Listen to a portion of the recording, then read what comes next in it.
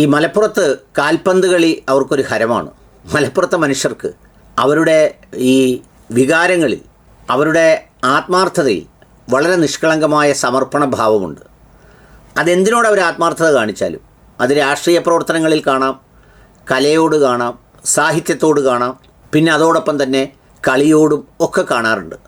ഈ സാഹിത്യ നഗരമായി കോഴിക്കോട് നമ്മൾ വിലയിരുത്തുമ്പോഴും ആ കോഴിക്കോടിനെ സാഹിത്യ നഗരമാക്കി മാറ്റിയതിൽ മലപ്പുറം ജില്ല വഹിച്ച വലിയൊരു പങ്കുണ്ട്. അവിടുത്തെ എഴുത്തുകൾ, സാഹിത്യകാരന്മാർ, പിന്നെ നമ്മുടെ തുഞ്ചൻ ഗുരുകുലം പോലെയുള്ള അതിൻ്റെ അവിടുത്തെ സംഭാവനകൾ, അതിൻ്റെ ചരിത്രം, ആ പാരസ്പരികതയുടെ മനോഹരമായ ഇഴചേരലൊക്കെയും അതുകൂടി നൽകുന്ന ഒരു പ്രകാശമാണ് നമ്മുടെ കോഴിക്കോടിൻ്റെ സാഹിത്യ നഗരിയെ കൂടുതൽ തിളക്കമുള്ളതാക്കുന്നത്. ഇപ്പോഴത്തെ കാലത്ത് നമുക്കത് പറയാൻ എളുപ്പമാണ്.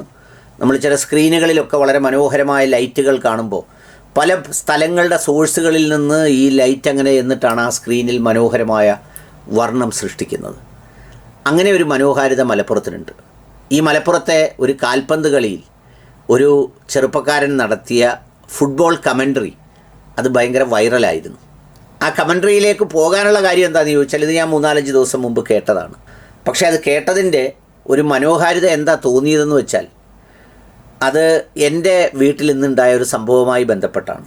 ഞാനിങ്ങനെ വീട്ടിലിരിക്കുന്ന സമയത്ത് പുറത്തേക്ക് നോക്കുമ്പോൾ ഒരമ്മ ദൂരെ നിന്ന് നടന്നു വരുന്നുണ്ട്. അത് ഞങ്ങളുടെ ഗ്രാമങ്ങളിലൊക്കെ പതിവുള്ളതാണ്. പണ്ട് കുറേ കൂടുതൽ പേരുണ്ടായിരുന്നു, ഇപ്പോൾ അങ്ങനെ കാണാറില്ല. അമ്മ നടന്നു വരുന്നത് എന്തിനാണെന്ന് ചോദിച്ചാൽ, ഈ പഴനിക്ക് പോകാൻ വേണ്ടിയുള്ള ഭിക്ഷ എടുക്കാൻ വേണ്ടി വരുന്നതാണ്. ഭിക്ഷ എന്നാണ് അതിന് പറയുന്നത് തന്നെ.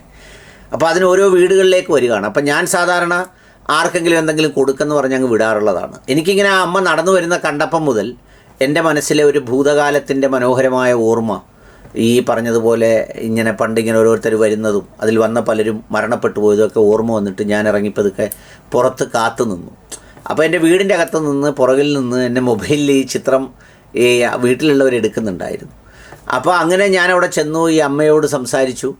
അപ്പോൾ അമ്മ എനിക്ക് ഒരു സംഗതി കൊടുത്തു. ഇങ്ങനെ വരുന്നവർക്ക് ഇങ്ങനെ തുകയൊന്നും നിർബന്ധമല്ല. കാരണം എന്താണെന്ന് ചോദിച്ചാൽ, അതൊരു പ്രാർത്ഥനയുടെ അല്ലെങ്കിൽ ഒരു വ്രതത്തിൻ്റെ ഭാഗമാണ് അങ്ങനെ പോകുന്നു എന്ന് പറയുന്നത്.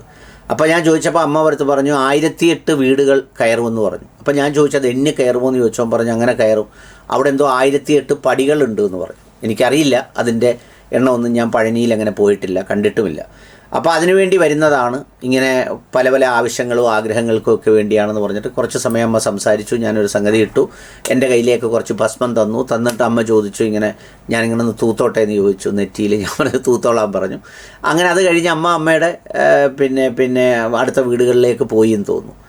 അപ്പോൾ അത് പോകുമ്പോൾ ഞാൻ ഓർക്കുന്നത്, ഈ പറയുന്ന എന്തെല്ലാം ഈ വൈരാഗ്യവും സ്പർദ്ധയും വിദ്വേഷവും ഒക്കെ മനുഷ്യർ ചില കേന്ദ്രങ്ങളിൽ നിന്ന് ആസൂത്രിതമായി പ്രചരിപ്പിക്കുമ്പോഴും ഇനിയും നഷ്ടപ്പെട്ടിട്ട് പോയിട്ടില്ലാത്ത ചില മനോഹരമായ, ചിലതല്ല വളരെ ശക്തമായൊരു ഫാബ്രിക് ഇപ്പോഴും നമ്മുടെ ഗ്രാമങ്ങളുടെ ആത്മാവിലുണ്ട്, നമ്മുടെ നാടുകളിലുണ്ട്, മലയാളികളുടെ മനസ്സിലുണ്ട്, മലയാളിത്തത്തിലുണ്ട് എന്നുള്ളത് സത്യമാണ്, വളരെ പച്ചയായ സത്യമാണ്.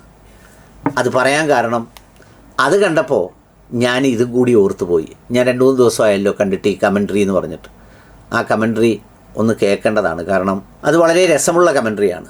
അധർമ്മത്തിന്റെ അടിസ്ഥാനികൾ അറിയുക, മറക്കില്ല പുറക്കില്ല ഈ ദുനിയാവിലൊരിക്കലും ആ കൊടും ക്രൂരതയുടെ ചോരപ്പാടുകൾ. ഇത് ഇന്ത്യയാണ്. പാപമോചനത്തിന്റെ നിവൃത്തി തേടി അയ്യപ്പന്റെ തിരുനടയിലേക്ക് മലക്ഷവിത്താൻ പോയ സുഹൃത്തിന്റെ അറവണ കാത്തിരിക്കുന്ന മുസൽമാന്റെ ഇന്ത്യ. പടച്ചിറത്തെ നടയടച്ചോ എന്ന് ചോദിക്കുന്ന ഹൈന്ദവന്റെ ഇന്ത്യ. മഞ്ഞു പെയ്യുന്ന ഡിസംബറിന്റെ ക്രിസ്മസ് രാവുകളിൽ നക്ഷത്രങ്ങൾ പൂക്കുന്ന പുൽക്കൂടൊരുക്കുന്ന ഹൈന്ദവന്റെയും മുസൽമാന്റെയും ഇന്ത്യ. ഈ ഇന്ത്യയുടെ ആത്മാവിനെ മുറിവേൽപ്പിച്ച് പാകിസ്ഥാൻ ഭീകരർ കൊന്നു തള്ളിയ അനേകം അമ്മമാരുടെയും അനേകം സഹോദരന്മാരുടെയും അനേകം കുഞ്ഞു പൈതലുകളെയും മാതൃരാജ്യത്തിനു വേണ്ടി കരൾച്ചോര പകർത്തു നൽകിയ വീരമൃത്യു മരിച്ച അനേകം ധീരജവാന്മാരുടെയും ഓർമ്മകളുടെ ഓരങ്ങളിലേക്ക് 1000 സ്നേഹപൂക്കൾ സമർപ്പിച്ചുകൊണ്ട് ഈ ടൂർണമെന്റിന്റെ ഫൈനൽ പോരാട്ടത്തിന്റെ ഉദ്ഘാടന ചടങ്ങുകൾക്ക് തുടക്കം കുറിക്കുകയാണ്.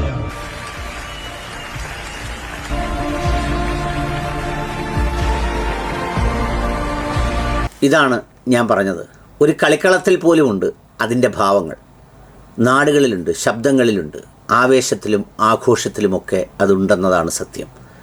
ഏതായാലും ഇത് ഞാൻ ഓർത്തുപോയി. ഇന്നത്തെ കാലത്ത് ഇതിന് പ്രസക്തിയുണ്ട് എന്നും ഞാൻ വിശ്വസിക്കുന്നു.